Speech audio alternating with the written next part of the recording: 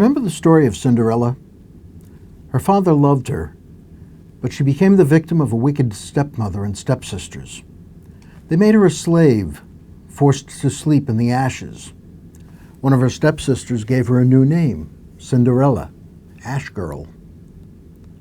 Eventually, Cinderella's godmother, a fairy who had been her mother's friend, rescues her, turning degradation into glory and freeing her to become the bride of the prince. Sounds a lot like us, doesn't it? We are children of a Father who loves us, yet we're enslaved. It's clear that I'm not living as a child of God. I'm enslaved to evil, to selfishness, to laziness, to fear. I'm controlled by advertising, by social expectations, by wrong notions of what constitutes health, wealth, or happiness. I spout ideas and prejudices that come from ignorance, my own and that of the world in which I live. I and those I love suffer and die. I'm called to eternal joy, but crouch in the debris of burnt-out hopes and dreams. I live in ashes.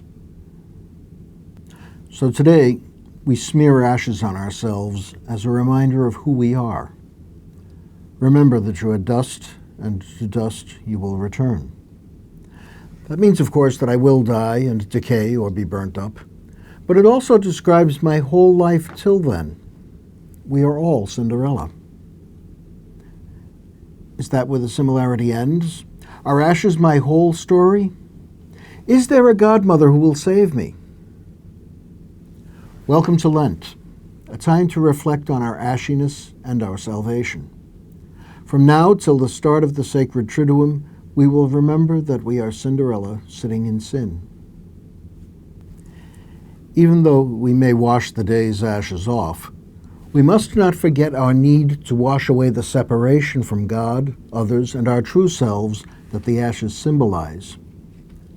That is the reason we also hear the words of Jesus, "Turn away from sin and be faithful to the gospel." Jesus warns us to beware of practicing your piety before others. Yet this is probably the one day in all the year when Christian piety is most noticeable. But are we parading our piety, or rather, proclaiming our problems? Ashes on my forehead are no guarantee of goodness in my heart.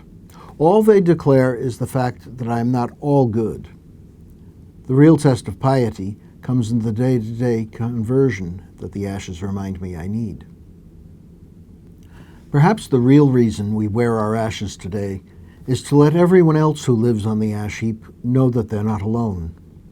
There is a community of people who are with them, but who believe there is more to our lives than the ashes. So we have 40 days to get ready for the Easter Vigil, the great ball when we celebrate the fact that we, like Cinderella, are invited to glory. And not in some make-believe, but in the reality of God, the most real. However, in Lent, we do well to not allow ourselves to anticipate Easter. God's saving love always embraces us, and at the same time, our ashiness is always with us. But if we're to experience the heights of Easter joy, we should probe the depths from which we're drawn. That is the reason we fast during Lent. We're not punishing ourselves. In fact, one of the prefaces for Lent speaks of this joyful season. By not tasting the foods we like, we give ourselves a taste of life in the ashes, life without the hope of resurrection. In a sense, it is make-believe, this playing at being Cinderella. But it could also give us an idea of the horrible reality that life could be if God had not chosen to give us more. Not an empty stomach, but an empty life. Remember that your dust could be the whole story. Thanks to the baptism we will renew at Easter, we know that ashes are not the whole story. Many of our brothers and sisters think they are. Lent gives us a chance to taste the emptiness of their lives so that we will be better motivated to share the good news with them that they, like we, are invited to leave our ashes behind and take part in a glorious dance of joy and an unlimited future in God's love. we can and will live happily ever after.